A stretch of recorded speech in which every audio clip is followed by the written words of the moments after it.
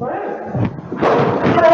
Thank you all for coming and vindicating my idea that we should have an conference on race advertising. I personally am massively grateful that you're all here. So I'm Rebecca Caroe. It was my idea, and this is my team. Thank you very much, guys. Supporting, and the event is now on. Vaughn. The event is now on. That's a marvellous introduction. Thank you very much. Welcome to Church versus State, the Native Advertising Unconference, at which we will answer such questions as: where does advertising stop and journalism start for online media? I feel a tiny bit loud. That's just me. Media companies, and this is quoting from the introduction, you may have read this online before you got your free ticket. Media companies and publishers are searching for other revenue streams, and many are looking at sponsored content or advertorials. Where does native advertising fit? Joining us, almost outnumbering you to answer these questions tonight. In what was correct order, but they all moved. Rebecca Caroe, it was her idea, did you know that? She's introduced herself already, CEO of creative agency Secrets, an agency specialising in digital, direct and content marketing. Writes about new digital trends and first commented on native advertising on her blog in 2012. Justin Flitter. Hello. Hey Justin. Founder of social media agency Flitter, with over 30 years experience working with local and international companies. I read online today he was recognised in 2011 as one of the 25 most influential people on customer service, and in 2013 as number 20 in the top 100 most social customer service pros on Twitter, according to the Huffington Post. Oh, yes. That was quite impressive. Rochelle, can anyone guess badge for a t-shirt or anything? Can anyone guess which one's Rochelle Shaw? Heading up the commercial side of NZ Girl and bloggersclub.com, been working in digital advertising and marketing for the last 8 years, specialising in female consumer marketing. Jonathan Tudor, an independent consultant. Wave, Jonathan. Spent 25 years in public relations, so it must have been since you were 12, both here and overseas, now managing a merry band of clients. I won't come to the panel because he's so enthusiastic about this, he just demanded a seat. And Jonathan Dodd, voice of the consumer. How is the consumer today? Self-obsessed. Self-obsessed and sends her love. Research director at international market research agency Ipsos. Is that the one that was on the news this morning about, yes it was.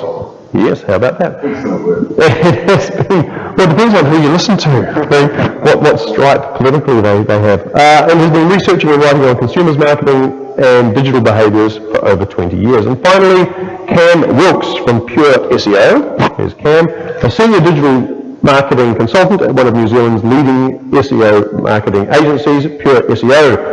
Been in the marketing game for 2 decades, starting in the world of print, which is kind of relevant to what we're going to talk about tonight, before moving into the digital space. And he also lectures in SEO and PPC marketing for the Marketing Association's digital marketing course. So that's everybody. Maybe we should clap you guys because there's more of you. That makes no sense. You should clap us. Welcome those guys. I'm going to read a couple of things. Stemming from my research today, and the first thing I'm going to read is about a guy called Andrew Cornell. Does anyone know that name? You've worked in Australia, haven't you? Okay. So Andrew Cornell has been a journalist for 3 decades, 2 of them at the Australian Financial Review, where he was until recently editor. And I'm going to quote from him, and I'm going to deliberately not sort of spoil the detail of the story, and I'll tell you about that at the end. And he says, as a journalist for more than 3 decades, so you just have to imagine the accent for the rest of it, 2 of them at the Australian Financial Review and the last 5 months here, I've spent my career in the game and heavily invested in its future. The future of journalism is fraught, despite the fact that we are consuming more journalism than ever. It's a subject critical to not just where I've come from, but the project I'm working on now. Our launch just 1 month ago has indeed gone better than we could rightfully have expected for a venture with no precedent in Australia and relatively few globally. All of the material we have published, I would have happily submitted to a news conference at my old shop, the Australian Financial Review. Our most read stories are quality journalism.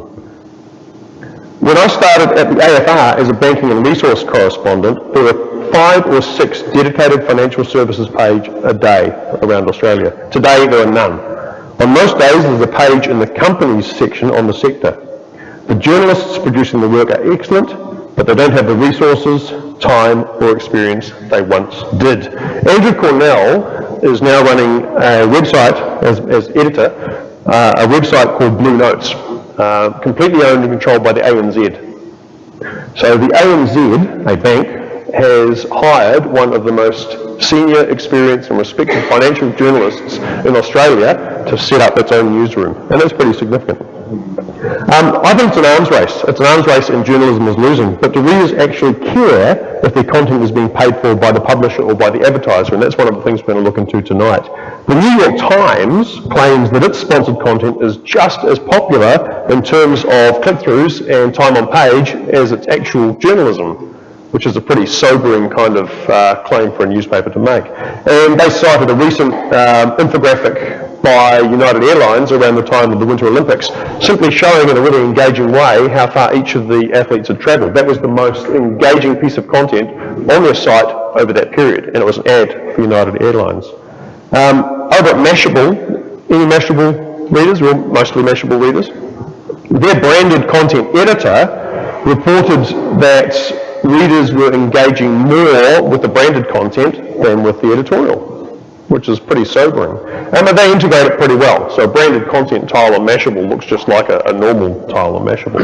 And the kind of expected thing for this forum is that she says that time spent on branded content is 50% higher than that of the average Mashable article, which is interesting. But what's really interesting is that the click-through rate on display ads around that branded content is twice the click-through rate of display ads around ordinary editorial content. So she's a big believer. I just want to quickly show you a piece that we've been looking at recently from the New York Times.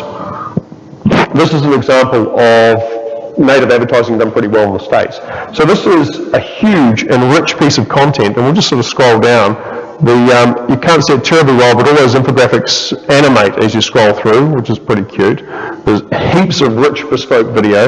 It's basically an in-depth investigative piece about what it's like to be a woman in the prison system in the United States. And it just goes on and on and on. In fact, we should go to the bottom, and on and on and on and on. Season 2 now screening.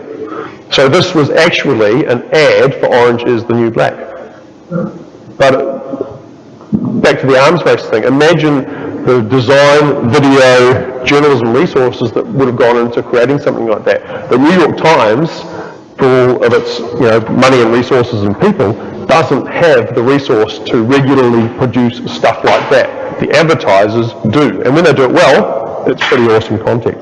So, at least overseas, several factors: the dwindling supply of actual journalism, downward spiral in engagement with traditional digital advertising. I know Rochelle wants to talk about that, but a continuing demand for quality content have kind of created, if not a perfect storm, a stiff breeze of native advertising that is just beginning to be felt here in New Zealand. So my first question, and I'll just go from this end to the other. Now, I will say, as we go through, please think carefully about what questions you might want to ask, because we're going to, as soon as it feels like there's enough pressure of questions coming from that way, we'll let you guys ask the questions and I'll shut up. Sound good? You think that's a really good idea, I can see it in your face. Okay, so my first question for everyone: what does native advertising mean in your opinion, and what does it mean to your business? Jonathan. Thank you. I think I'm going to go back to the definition that has been sent around. I think so native advertising looks and feels like the place where it is put in the first place. So if it actually blends in very well. So being a PR person for many years, I like the subtlety of it. The subtlety that it actually fits in, and it provides a good vehicle for getting that communication across from clients to the audiences they're trying to influence. So it's less marketing brash, it's less advertorial, it's more subtle. And I think Rebecca has spoken in the past about a piece about management of a German soccer team that was supported by Puma. They just talked about the background to the management of the team, and then underneath it was sponsored by Puma.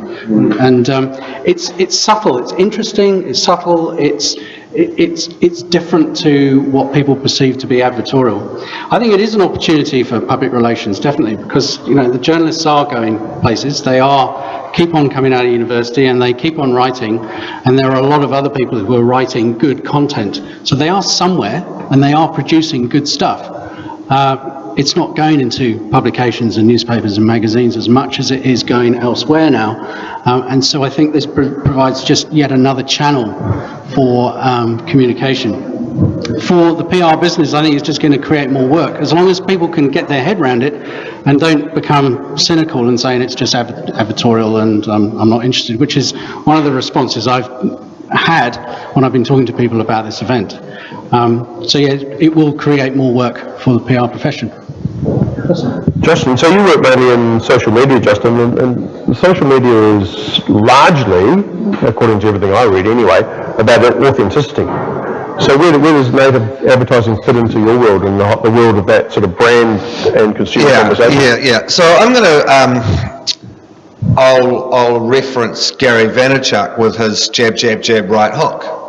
And I think that whole native advertising sits in the jab, jab, jab piece, whereas the right hook's always been an ad, a display ad, a call to action, do this, very blatant. Whereas now we're trying to educate, whether that's through utility or usefulness or humour, to build a relationship with people through whatever channel it might be. And so it's been able to tell that story in a really lightweight, interesting way, with still branded, but without being salesy. So it's a little bit more, no one's going to really share an ad, but people will share a useful piece of content. Yeah, I mean, they probably share that orange is the new black thing, right? Yeah, because that's just a cool piece of commentary. Yeah, no matter where it came from. Yeah, that's right. And so I think there's, so from where I sit, a lot of the work that we're doing is how do we utilize each social channel in the right way to tell the right story for that client that's going to connect with their particular audience.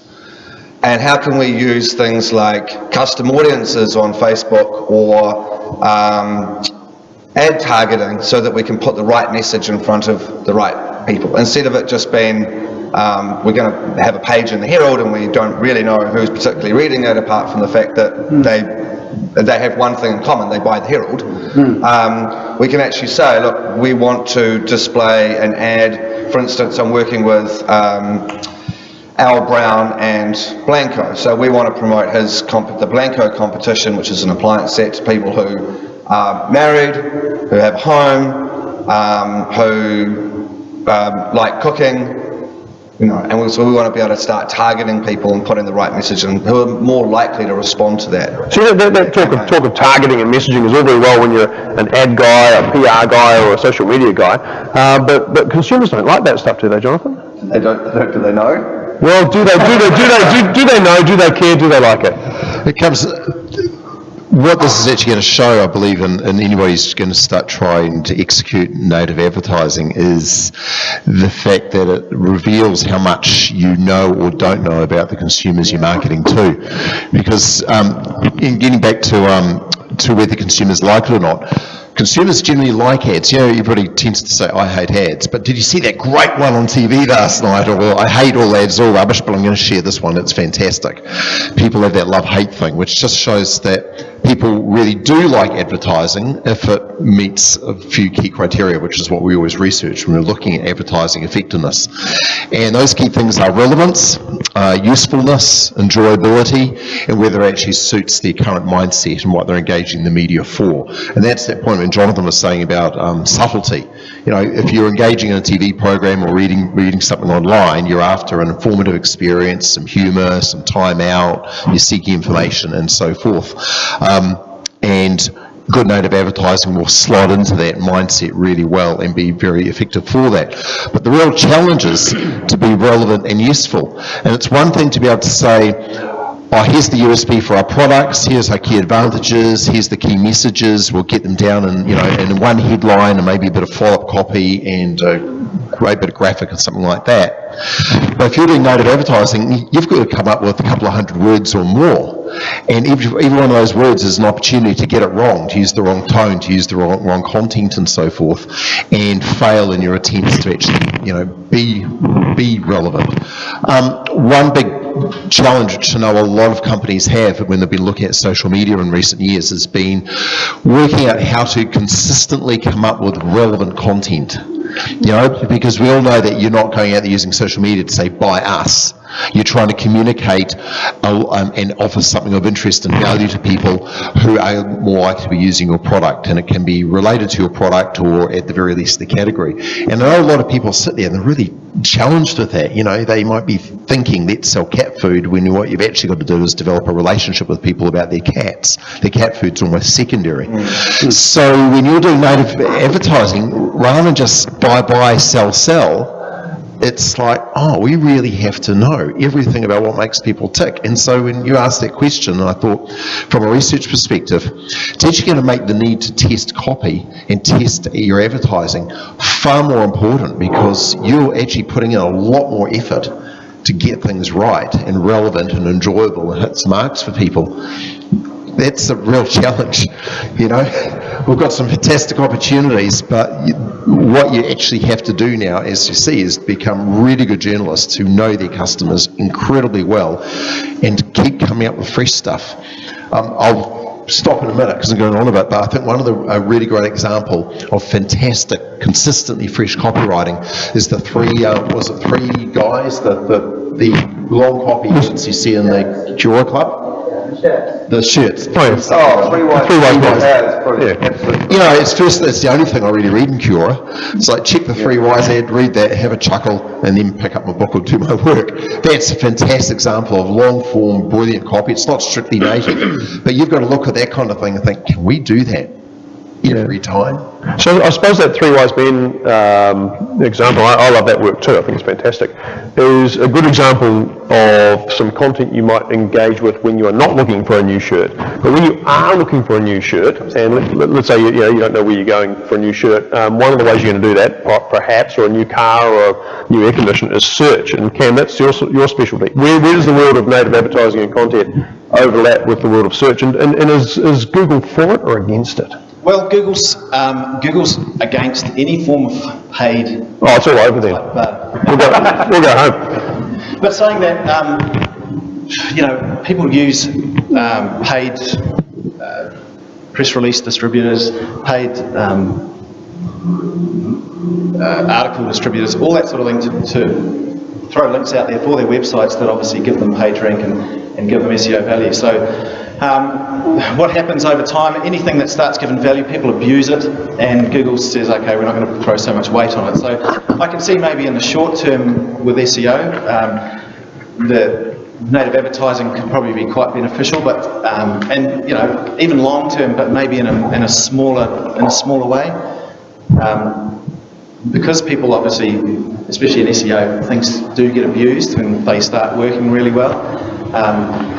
And also too, being in the marketing industry, most of you guys, when I do see obvious, sponsored posts, all this sort of thing, and social media, I'm a little bit sort of, whatever. The general public, as long as it's relevant and as long as it's interesting, it's not so, it's a bit more camouflaged, I dare say. But I've got a lot of friends too that aren't in the marketing industry, and they're starting to complain about the things on Facebook. The ads aren't still down the side, but they're getting all this other crap that's showing up in their feeds that they, it says it's sponsored, what have you, it's you may likes. They, although it's part of their interest, it still drives them nuts. So they really want to see what their friends are up to, and that's about it. That's what they came for, even though they're really... Yeah, fully. If I could say something, I know systems, one gets over a lot of research and marketing, and that point about targeting is relevance. And I have people that say, why is Facebook giving me these ads? And I've seen these chats amongst my friends going, man, Facebook thinks I'm single, but they can look at my profile and they know I'm not. and stuff like this. And so people actually expect that this comes back to people liking it when they're relevant. I don't want to be friends with my ex. Not at all. Yeah. I mean, but Facebook knows a lot more about you than what you've told Facebook, of course. No, but they're not pushing the button to deliver the ads. Yes. Someone else is. It's the brand who has selected a man of your age profile across the geographic territory, and they've not selected single because they think you might be thinking of losing your wife. Look at that. That's the scary thing. When I see those singles and it's like, what's the click-through rate amongst married guys? They must be putting it there for a reason. Anyway, our wives are probably listening to the live stream, so we'll move right on. Rebecca, you clearly have a bee in your bonnet because you went to the effort of kicking this whole thing off. What does native advertising mean to you, and why are you so passionate about it? It sounded like a patsy question, didn't it? It's I like it. I like being asked. But native for me looks like the latest shiny object, but I think it has the potential to be the saviour of the media industry. The print publishing industry is working very hard to find other ways to make money because we are no longer paying for paper newspapers and magazines. I also, as a content marketer, really like long-form content. I love the fact that you mentioned the Three Wise Men shirt example, and I know that I can utterly engage audiences for my clients' brands if I write good stuff that hits the mark with what they're trying to do. And so for me, the frustration came with reading other people's blogs and seeing that this native thing was happening. I see it on The Economist, I read The Economist app. GE has a huge amount of native content which now rests on The Economist website behind their paywall, and it's really well informed if you're into the things that GE does. And I thought we could be doing that. I look at those things and think, could I apply that to the clients that I work with and the situation I'm in? So I thought, this is great. I'll go and pitch Fairfax. So I went to the guy who's head of advertising at Fairfax and said, look, there's this really cool thing happening out there in the rest of the world. We should be looking at doing this stuff. And I then did the same with NBR. And the negative response was polite but firm. And that put my back up. Well, why do you think it was? Why do you think they were against the idea? Well, if I'm being really, really cynical, I'm a girl and I'm not from around here. Oh, for goodness sake. If I'm being a little bit more gracious, I strongly suspect that neither organisation wanted to be the first to try something, and that both of them were being directed by superiors in another country possibly, who again were cautious and wanted to test the format, which I would respect, and I know they are now testing the format. Are you able to share a little bit more about that? Well, from what I understand from a contact at the ASB, they are doing a native test right now, or in the process of planning it, with Fairfax. Fairfax have told me that they've done stuff with Tourism Australia, I think mainly focused on stuff website, but I may be wrong, and that was a little while ago. It's not what I would have called native advertising. I would have said it was Tourism Australia paying to brand the travel pages on stuff, which is not the same thing. But again, that just reflected back to me a lack of understanding of the opportunity. But it's funny, when a few of us met a couple of weeks ago to talk about this, travel was something that came up. And to your point, Jonathan, well, in fact, the point several people have made of the appetite and acceptance of paid content. We talked about the travel sections in newspapers. You know, the whole, what's the insert called in the Herald? Probably called travel or something imaginative like that. Does what it says on the tin, but that thing from one cover to the next, it's either ads or someone got paid to go on a trip. And we're completely cool with that. You know, there's no reluctance to pick up that thing. I want free trips. But it still says Jonathan travelled with British Airways and stayed at so-and-so hotel. Yeah. This is the point that you talked about. Does he need the microphone for this to work? Oh, for the online audience, yeah. Oh, just quickly, because you can speak. This example before, the orange to black one or what have you, while it's beautifully executed, I think the big issue there is that the stinger at the end, like this is actually a TV thing. Yep.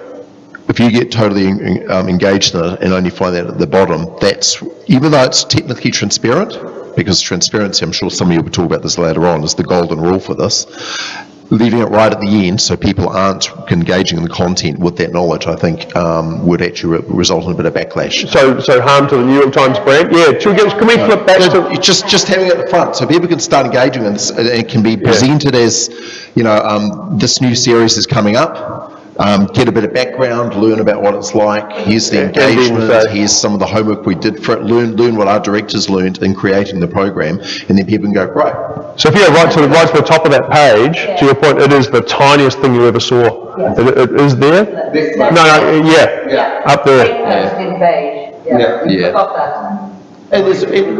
But you see, good native advertising doesn't need paid posts to be in the smallest writing to keep the lawyers happy. It should be obvious, and if it's well done, people won't mind, and that's the key thing. If you find yourself thinking, oh, they won't like it if they see it's paid for, then it's not actually So worth why do they have that then? Is it just a legal bit? Why do they have to, why do they need to? Because I doubt it'll be a legal, well, maybe a legal requirement in some countries, but it's more likely to be a journalistic ethics thing. As a publisher, wanting to... Not make it too obvious. Yeah. Have you got an opinion on that before we ask your proper question, Rochelle? I'll just go on to my proper question. Okay, so what does native mean to you? It actually means to me what everyone has touched on. So I agree with Jonathan that it fits in. I think that obviously it's a great way that you can build your communities if you're telling good stories. You can find out about them, what their wants, desires and needs are, as long as it's relevant and engaging or entertaining, like you said. Sorry, is it Jonathan mentioned? Yeah. If you say Jonathan, you've got a really good chance of getting it right. 2 out of 2.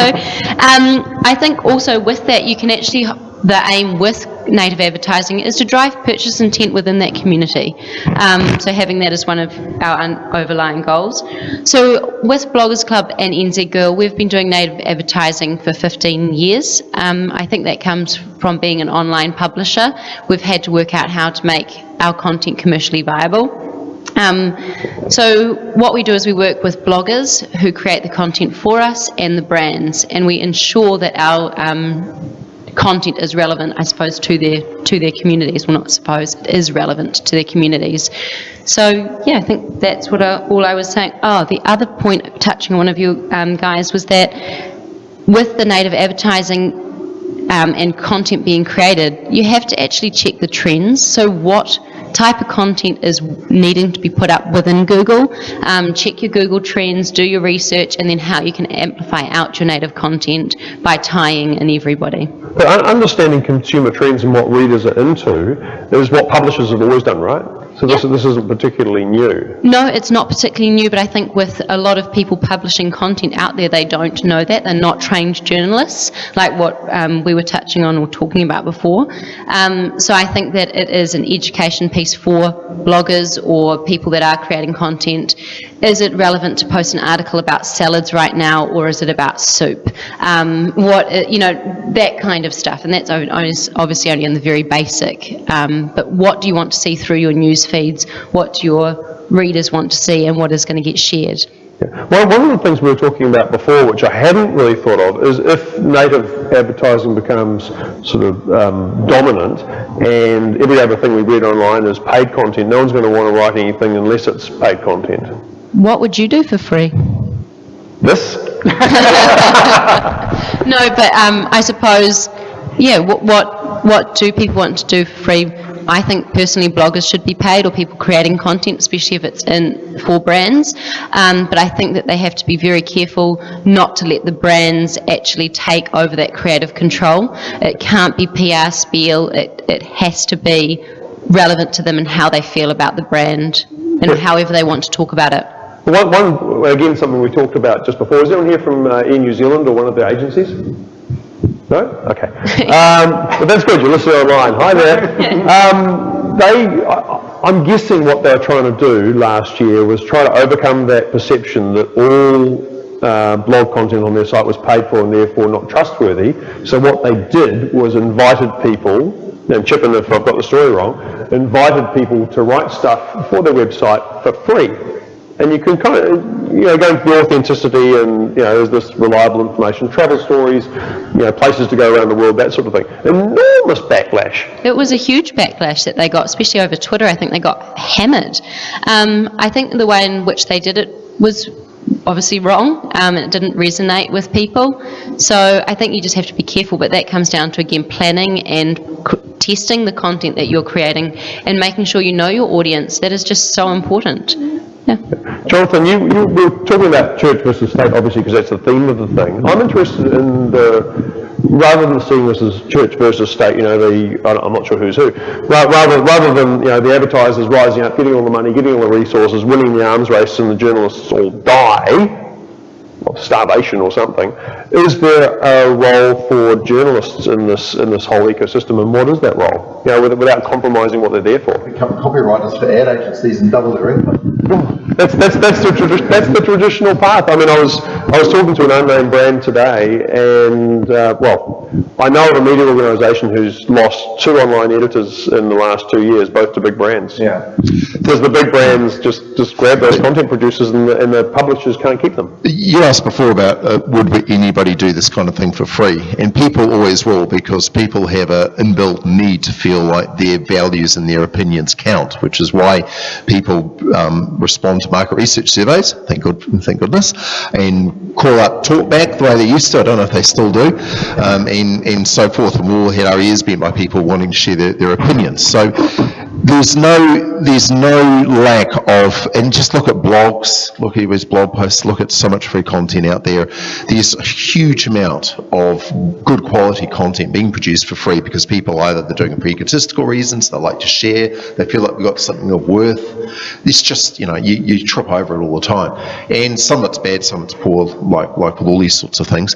So I think you're right, you might start seeing paid for, what we might call proper journalism, the overall quality deteriorating. The flip side is you might see it increase as you only have the people who really love it doing it. It's like teaching or nursing or other noble professions where they're chronically underpaid but do it out of love. And you may find journalism getting into that area where you just get people that like doing it, they like to fulfill the truth and enjoy writing good content, and they do it, it's poorly paid. There'll always be something there. Yeah. It'll change. Yeah. Right now, other Jonathan, it seems to me we're in a phase where the void in newsrooms is being filled by a tsunami of press releases, and it seems to be never to have been easier than it is right now to get your content word for word into a newspaper or onto the TV news or into the radio. Am I being naive about that? Yeah, I think it's still hard work, because it's got to. Of course, that's your job, isn't it? There's got to be a newsworthy story. There's got to be a valuable commentary or a theme to discuss. I think I want to pick up on something that just to where PR fits into all of this, and I think I want to pick up on a couple of things that people have said in the last few minutes, and it's all about not selling. Native advertising isn't about selling, it's about talking around a subject or being subtle. Is it though? Is it still advertising though if it's not about selling? I don't see it as let's all think about that question. Yeah, advertising, I see the advertising side of it being where it goes and how it is monetized, not necessarily how it's created. Public relations has spent decades not selling, and that's the reason why it's a pretty good profession to actually apply to this area. There's also, I'm probably safe in saying this, is that PR probably has more ex-journalists in it than any other profession, and they are the experts of creating fresh news, fresh points, fresh angles, and so there is a real role for them in this whole area. And the more that journalists are involved in this type of area, the more there will be those news stories that come through. And I do understand that you can just put out content and it will be published, but is that valuable content? Going to the SEO area, is that actually content that is optimized? So there, public relations people need to learn how to write for this era and not 10 years ago. And it's important for public relations not to miss this opportunity. I think in many ways, and this is my own view, and I'm sure people will disagree, but I think PR's been caught napping over the last few years and has lost out a huge opportunity on the whole social and digital area, and is catching up and is doing quite a good job catching up. But yeah, I think we were sleeping at the wheel. And as a result of that, it's had a bit of a crisis of identity. Some agencies have gone down the creative activation track, others have stuck to their knitting and gone back to being corporate communications. And I think this just creates a new avenue for PR people to go back to basics. And so I think it's important for the public relations professionals to understand it. Okay. Justin, it's never been sort of more important than it is now that Facebook's changed the way that it allows, whose phone is that? That it allows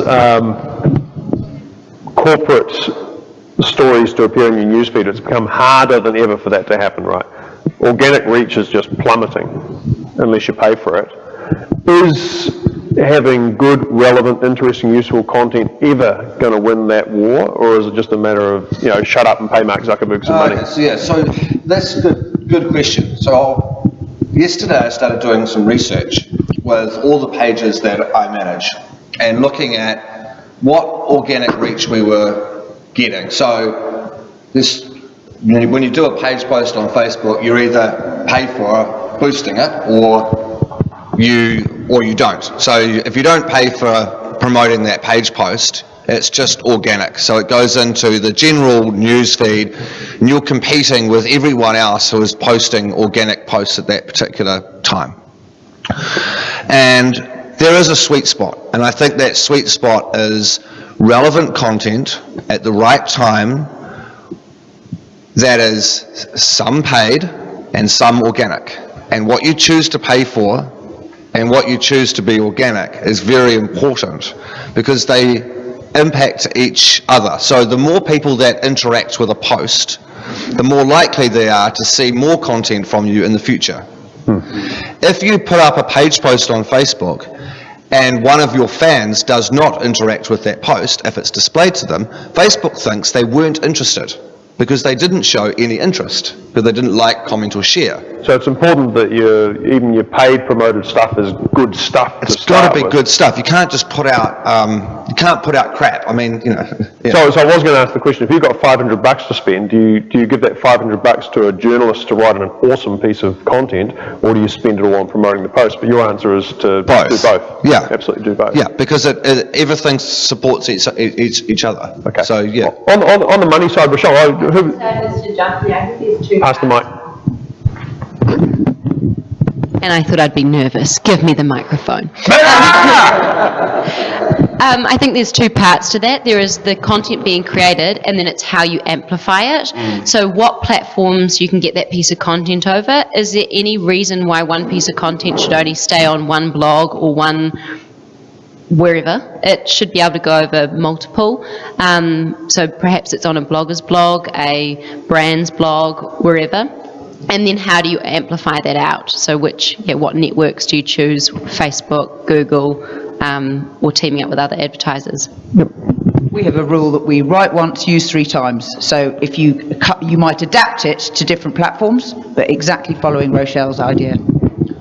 So then it's important to understand the channel that you want to distribute that piece of content down and the user experience. What are they doing on Facebook at that particular time that you want to share that content?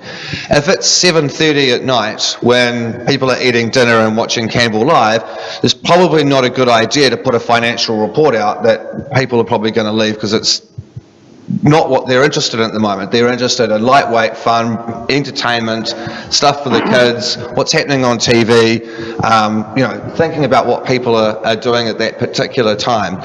We know Facebook's user experiences, or Twitter's user experience is completely different to Facebook. People do use it for completely different purposes.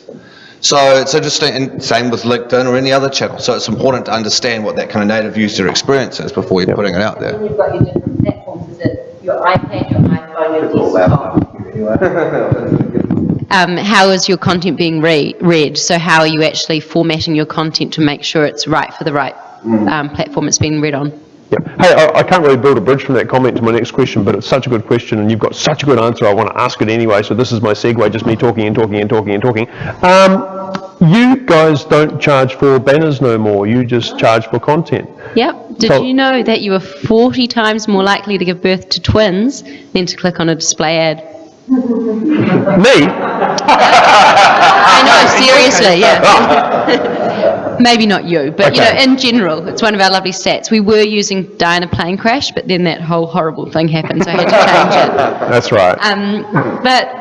Yes, we got really sick and tired of playing the CPM game with our advertisers and being missed off media schedules. We want to be known for making great content and distributing that great content.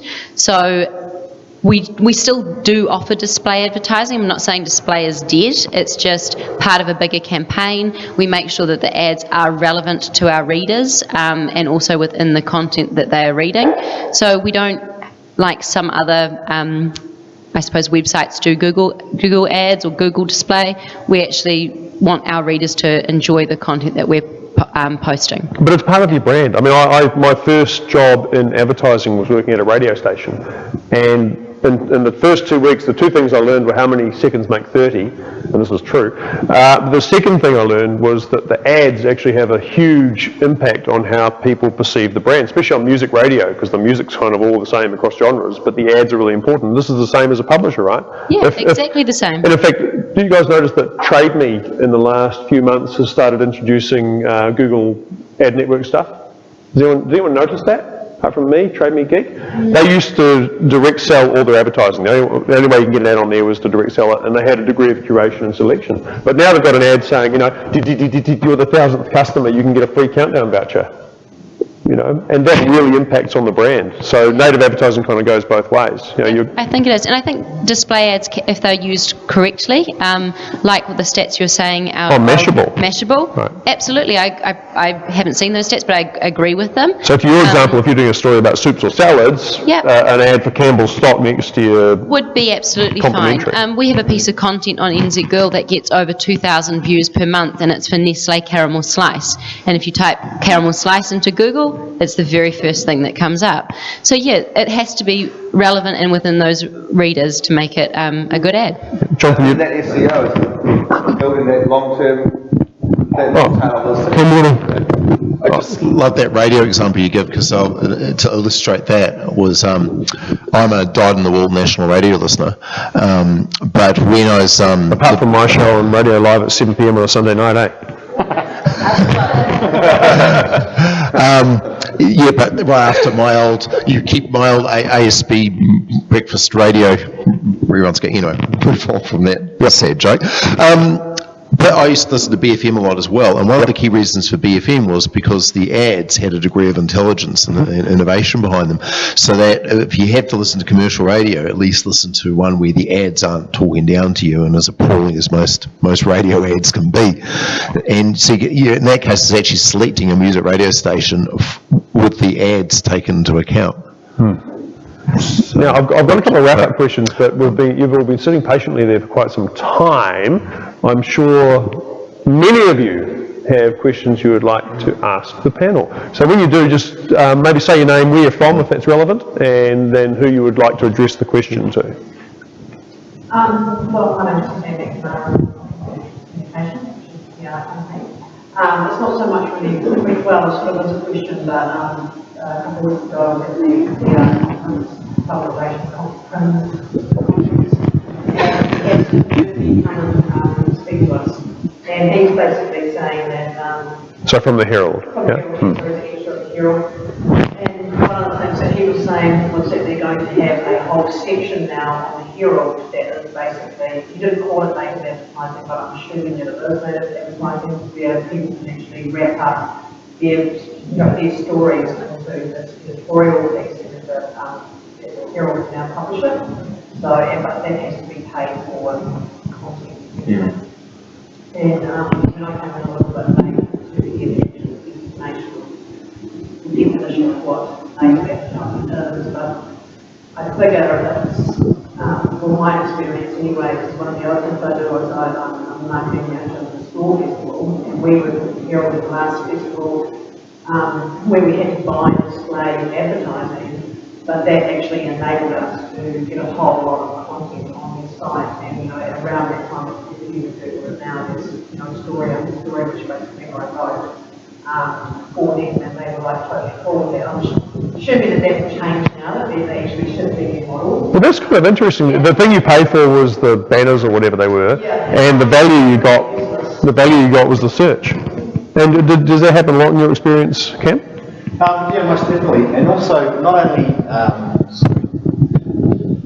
the paid stuff you see on Facebook and what have you, come click our page, you go on there.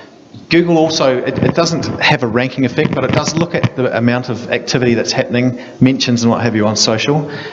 You can be constantly building backlinks and what have you to people's sites, but if there's nothing happening in social, it looks a little bit suspicious. You're popular enough to get these links, but no one's talking about you, what's going on. So, the talk around whether it's paid or not, the more talk out there and the more buzz about your particular brand, the more it helps. I actually invited Tim along this evening. Didn't hear back. He'd probably been talking about it a lot at the conference. Should have to pay him. Should have paid him. But it's interesting what you were saying, Suzanne. I've been dealing with a journalist recently, a guy called Mark Webster, who writes a whole slew of Apple-related articles, which is inside the business or IT section of the Herald. So if you delve into the Herald, there are quite a lot of pages in there that are brand related or company related. Now, I don't think you could describe it as native advertising, but it could evolve into that type of thing. For specific interest areas, there are pockets of information available to people who are particularly interested in that subject. And going back to what Justin was saying, now if you are an Apple fiend, you may go in there, look at all the history and the developments of what's been going on with the company and products related to the company. Click on it, read it, and then maybe receive some more stuff later on because they're showing that you've got Apple written on your forehead. So I think that if you there is definitely a place for that within publications like the Herald and stuff, and it could possibly grow as a result because of that interest in one particular area. I guess my question was, is there an example of the fact that I had to pay for a few, I had to pay for a few display ads, and so I gave some money to the digital arm of the Herald, but I was able to write like a whole lot of stuff that people were actually interested in reading, and it was relevant to, I guess, people. I didn't make it too salesy. It was just stories about things that were happening and sustainability and all that kind of stuff. So is that what you mean by native advertising, just so that I actually get what this is about? Thank you. I think there's going to be a big question over how to define native advertising in terms of the price point for native advertising, and how does the whole monetary side of it is going to work. And whether it is going to be like advertising or whether it's going to be you click on it and it's going to be but that's a small amount for every click. Yeah, I mean that's interesting because that's the old school model of we'll pay you some display and slip you some advertorial, which was a way to get exactly the outcome that you were talking about, except you called it something fancy. Yeah, well, no, Rebecca. Come and say, hey, come buy some native, let's do some native advertising, when really perhaps there's a way for that stuff to happen anyway under the radar, Well, it's been happening. trying to leverage our clients, but, even page, I'll be honest, trying to leverage that stories around there. So, But what you're saying with what you've done with Splore, that's absolutely native advertising. You're writing a story about something that happens at the event at a time when you're wanting to sell tickets. So you're raising the profile. People are thinking, we were seeing Splore, they're going, when is it? Can I get there? Can I go? This sounds really cool. I'm now reading the story. I want to go and get a ticket. And then, down the page or in a banner ad or in a link at the bottom of the article, it's Splore's on from 6th to the 17th of buy a ticket. Rebecca, you look like you've got a point to make. The frustration I've had with what Suzanne has very accurately described thus far is that the media have not been willing to do what Justin's just said, which is put a link in. A link in the content. Exactly. Right. Because there's a very straightforward model of marketing. It's paid, owned, or earned. And we've covered all of them today. If I am going to pay and content is produced, I don't mind how it's produced, my job as the brand manager is to pull you back to a space that I own and control, so that you, the customer, hopefully come and buy your tickets to Splore. But you're not going to buy it off the Herald. You're going to buy it because you're back on a ticketing website or our website. And for me, that is the key missing link in a lot of native advertising. It doesn't matter whether it's labelled as advertising. What matters is the digital connection between what I've paid for and a property that I own. Interesting. Just thinking about the work that I'm familiar with that Fairfax is doing, and they do include those links. And I'm thinking that in the fact that none of the media companies turn up tonight, I think you've probably heard content marketing, because I have discussions with Fairfax about this quite often, and I've done some research to help them go further down this line. And they talk content marketing. And I'm wondering whether, and it's pure hypothesis, whether the journalists who still try to wear the impartial quality, hat, are happy to talk about content marketing, because you're talking content, which is what they do, and marketing, which is less hardcore than advertising. It's pure semantics, but I'm thinking that the conversations, if you turn up and talk content marketing, i.e. we provide valuable content of worth and so forth, and it's not come along to Harvey Norman's we got a sale on, they may be a lot more open to it, because we see they're doing it. But all my conversations with them, they talk content marketing instead, and it might just be a case of getting further with the same product, but calling it something different. Yeah, but please can our content marketing have a link in it? Does anyone else have a question? What is the difference between... No, apart from the panellists. Does anyone in the audience actually have a question? They don't want to talk about native advertising. They're spelt differently. There you go. How you doing? Simon McManus of Sharp Angles PR as well. Rochelle, as a publisher, so you don't have banner ads. We have banner, we do have. You do have some banner ads. So people are paying for content. If they want to measure, what are you providing them? For the brand? Yeah, that's right. We'll provide them all the click-through rates, or the lack of click-through rates, how many impressions they get. And if they want to make sales from there, they want to drive people to their website to make the sales, right? We have that within the content. So if the content is sponsored content or native advertising, more than happy to put any links that are relevant. It might be multiple links. It might be links to more content that's relevant that they've written. We have hub pages on our site, which is where all the content under a certain hashtag can all be placed. So we're not anti any of that, as long as it's relevant to the consumer and interesting. Yeah, it's interesting. I work with a lot of travel companies, and in the past, you used to read in print, there used to be a little fact box alongside the travel story, and that would have website, go to the website, telephone numbers if you want to go and book this. And it used to go online, doesn't anymore, unless, there's some kind of backroom deals being done there. If they want to, by all means, it doesn't hurt us. It's just, where it's positioned and as long as it's relevant. Yeah. Cool. Who has another question? How about a non-PR person? There must be someone. I've got a question. I'll ask Rochelle. Okay, I'll give you the microphone. There you go. Did you say that all your advertising is content related? Okay. But is all your content advertised? No, right. Okay. So what we've created is On Bloggers Club and NZ Girl, we have templates that bloggers and anyone can go on and create beautiful content with. It's really simple. And then they can publish that on NZ Girl if it's relevant, or share it out to any of their networks.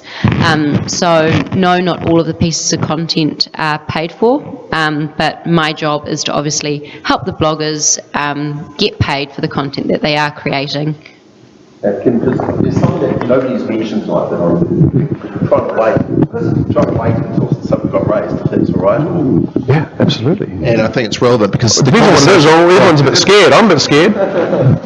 the conversation, there's been a lot of talk about Facebook, Twitter, the social media feeds, whereas generally that's not where you're going to be placing your native advertising. You know, that could be the channels through which the organic reach is gained, but it's not the actual nature of the content itself. And I asked you that question because I was sort of looking at all the pros about how native advertising works so well in terms of relevance, usefulness, enjoyability and all the rest, and you see that with the really great click-through rates and so forth. And I was thinking, well, ultimately people choose their titles to consume because they know there's going to be some curated content that's relevant to certain quality levels and all the normal targeting that makes them pick a website or a publication, on the other. But my question I asked you with that is because I think there's got to be a balance. If you went all the way to having too much native advertising, no matter how much it ticks the box, people are going to be, there's that concept that they want to go to editorially curated, good quality, independent content. They'll happily take on the advertising stuff, but there's a limit to it. Is there though? That's a big question. Research shows that people don't mind. Readers don't mind it, even if it's sponsored or not. Yeah. It's relevant. But the theory, but I was sort of wondering, well, whether it could go all the way to being totally discussion, I don't know. Yeah. It's up to you, I read it. I mean, that Red Bull magazine that comes around is pretty damn popular, and it's got Red Bull right there in the title. Well, there are media publishers out there that you happen to make an energy drink. Well, that magazine is something else I thought hasn't been mentioned because we talked about VFX and APM, and the context seems to be, you go for big, what are the big media guys doing? But when you look at this relevance, and I was looking at my own behaviour and I'm consuming content, and I think there's the huge area for native advertising is in special interest titles. When, if any of you, most of you probably have your own special interest or hobbies and consume magazines. So for me, it's cycling. And when I read my various cycling magazines, the ads are just as interesting as the content because they tell you what's the latest product, what's the cool stuff, and they're beautifully produced, and they're clearly ads. I'm not even getting into good content here, but they're clearly ads. But because they're 100% relevant, then, and often more relevant because the content after a while gets repetitive. 10 top ways to do this better kind of thing. It gets repetitive. The ads are always up to date and offering something new.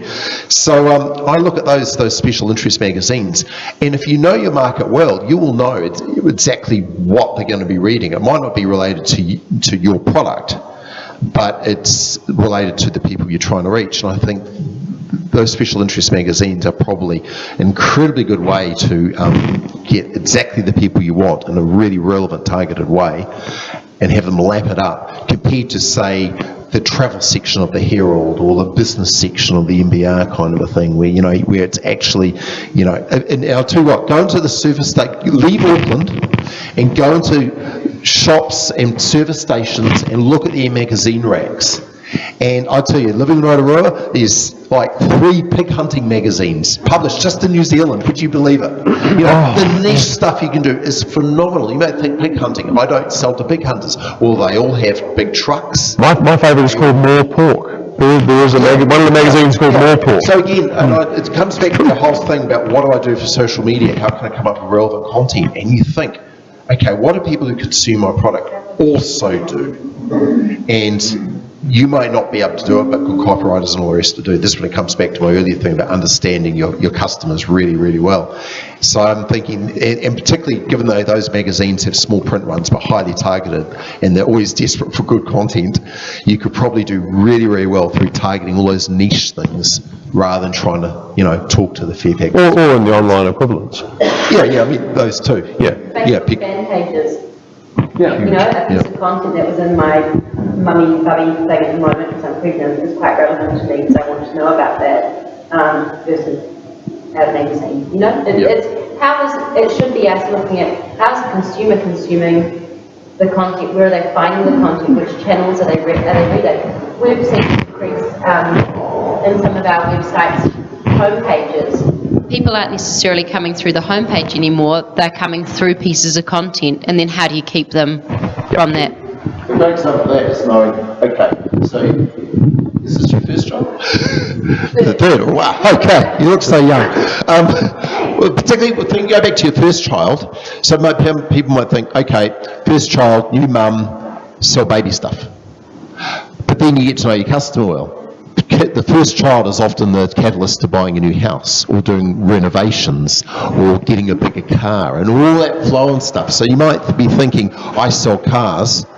Do I go into car magazines, or do you recognise that actually... Do I go into parenting magazines? It's a parenting magazine. Yeah, Now it's time for the station wagon. Okay. You know, and it's that thinking. Yep. And that's where a lot of people have to break out, and I think native advertising is a great way to rethink what you do and who you do it for. I've probably got time for, there's certainly one question and maybe one more after it before we wrap. So have a hard think about what that last question is going to be. You, sir. Hi. Hi, my name's Fran. Yep. Got a question that touches up on several points that you guys mentioned. I'm trying to, at the moment, figure out where the balance lies between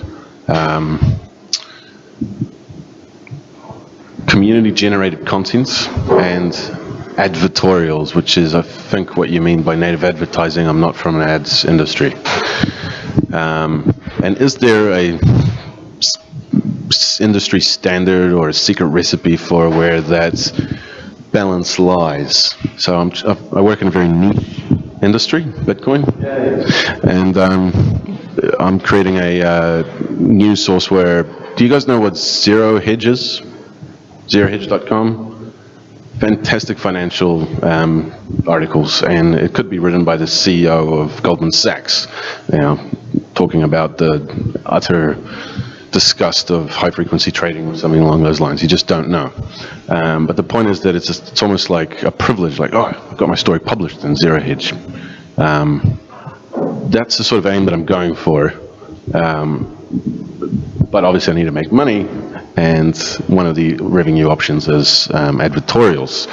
So what I'm thinking of doing is effectively paying people for content that they submit that we accept. So only accept things that are in line with our policy. But if I'm doing that, then how can I charge advertorials? And is there a balance? So your question is, in a given publication, what should the balance be between advertorial, between paid and paid for content, as opposed, you know, paid by publisher or paid to the journalist? Yeah. Is it? A lot of people aren't familiar with advertising that work in the crypto industry, and to convince them that, wait, you're getting a benefit from this, so yep, I want to charge you for it, as opposed to, that's great content, my readers will love it. Yeah, that's the balance that I'm trying to. So who's got an easy answer to that? Does it even matter to the reader? Yeah, Rochelle, you seem like that. Well, she's already got a business that does that. Yeah, you know what you could do? You could do a pie chart with actual pie, because we just had something delivered. But anyway.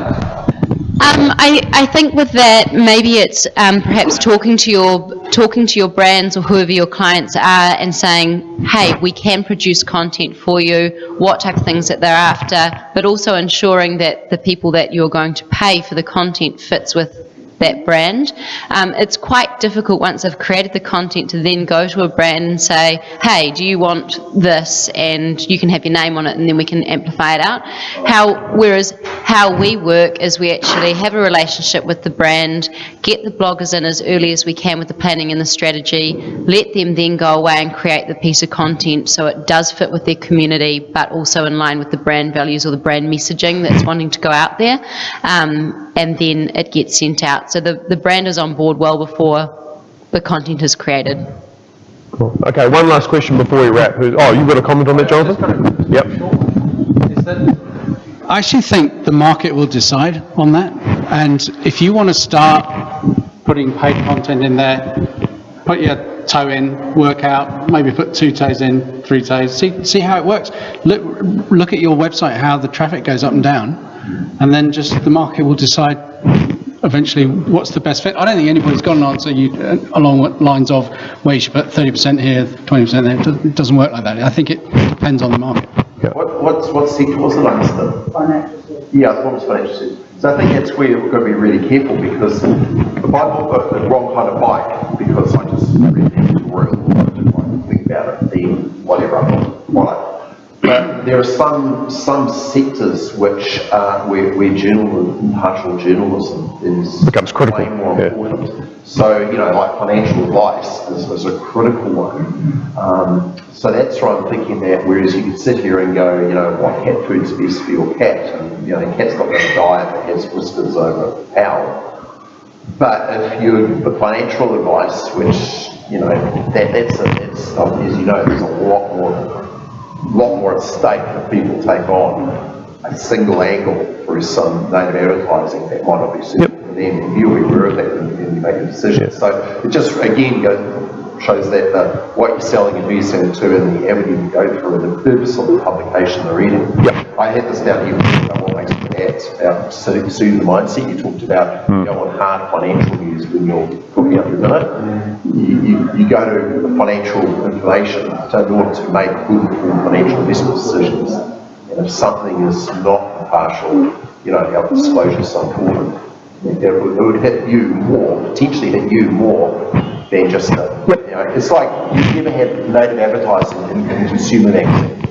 Yeah, and that's perhaps one thing we didn't consider. The category is really important. I was going to glibly say that, trust is really important in financial services and not so much when you're choosing a lipstick colour, but that probably indicates I don't understand the female consumer at all. They're more likely a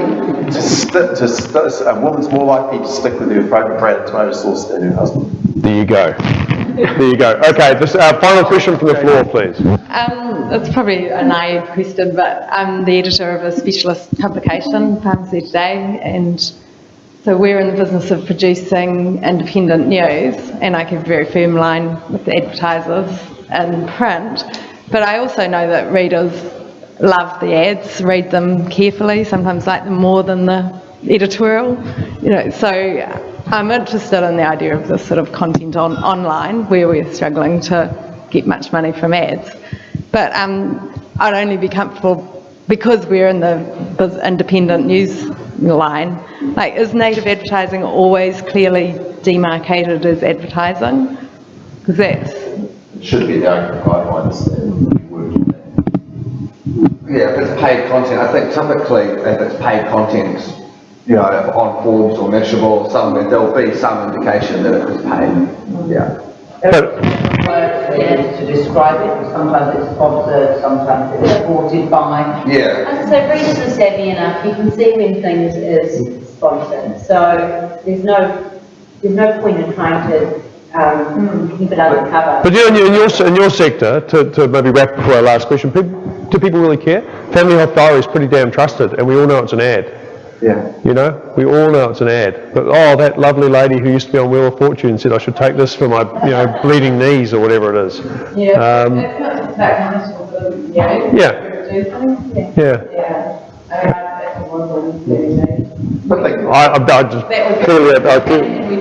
you get something for Band-Aids? That's what I need. Band-Aids relief. The test, if you're looking at a piece of native advertising, is are you happy to cite that it's paid for?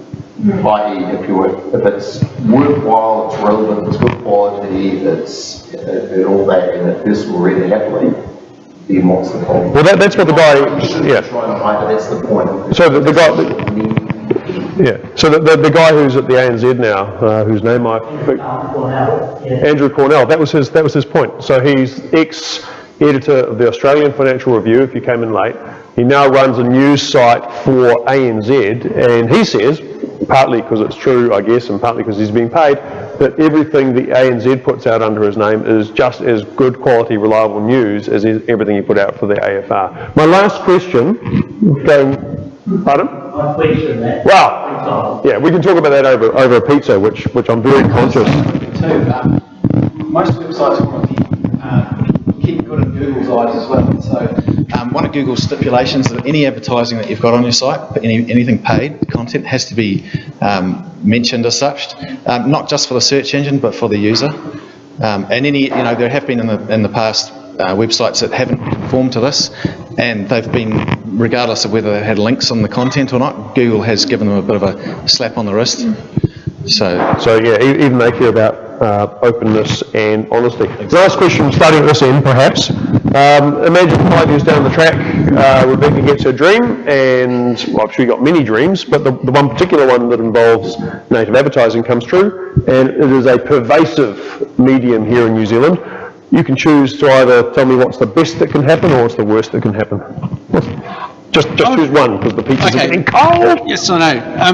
I'd like there just to be a general understanding about the importance of it amongst a group of public relations people who can quite often just dispel something just because it's not the normal course of activity, course of the services that they provide. I think we've seen over the social and digital media era over the last few years that PR people have looked at it and actually not addressed it, not grabbed it with both hands and thought, what can we do with this? And I think if they can understand it and grab this, I think that would be the best thing. So in 5 years' time, yes, they will be doing it, and they will be doing it very well.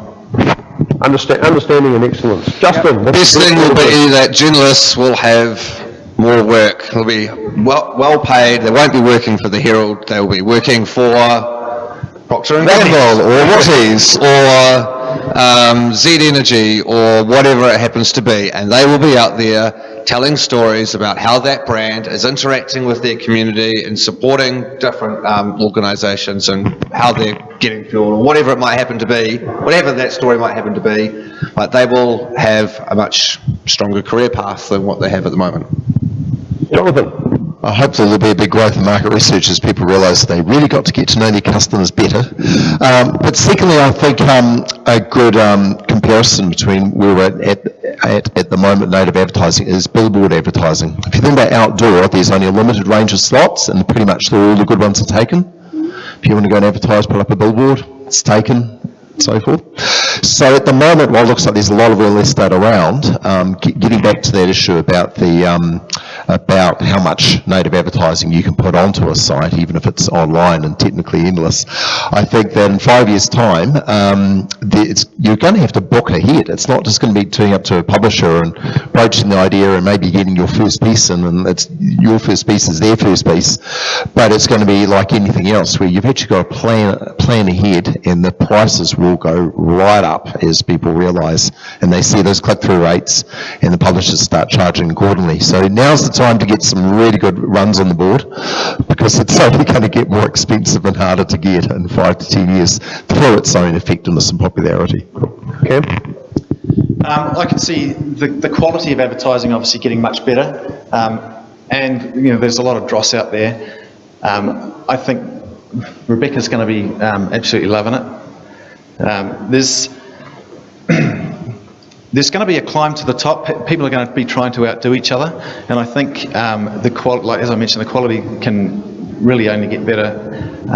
Maybe some of the older advertising and more older advertising means will sort of slow down a little bit. That's about it. I'm going to focus on the worst that will happen. I think there are two risks. Number one is the marketing industry, which is many of us in this room. We will shoot ourselves firmly in the foot by going down market and spoiling our own nest. The other thing that may be the worst that could happen is I see native as a great opportunity for local businesses and local advertising. One of my first ideas was with a lady who runs a funeral home in Wellington, and she said, if I could get into the Dominion Post, she said, I'm not interested in anyone who lives in the Hutt Valley. I would get my article read by people who live in central Wellington. And for me, that is a great opportunity, but the pricing risk that you mentioned may mean that doesn't happen, which would be a bad thing in my view. I'm with Justin all the way on this. I think that the journalists and the bloggers and the influencers will actually get paid well and valued for the content that they're creating for the brands, so which will then generate them making great content and enabling them to do so. Fantastic. A high note to finish on. Rochelle, Rebecca, Cam, Jonathan, Justin, and Jonathan, thank you so much for joining us tonight. So the second half is a bit of food and drink, which is behind you. You know how to help yourselves. While that's happening, if you would like to do the unconference bit, the point of an unconference is that everybody here contributes. We've all got good things to say. Please gather round panelists and other people here, make the conversations that you want. And please, if anybody is inspired to take a couple of notes, I would value them, because what I'm doing right now is we're recording the event. We'll put that up on a web page afterwards, which of course will send you the link, but it'd be very nice to have some short text summaries from all of you of the points that you made or that you heard made and that you thought were relevant, so people who aren't here can learn more about the individual smaller discussions. Thanks for coming. It's been brilliant.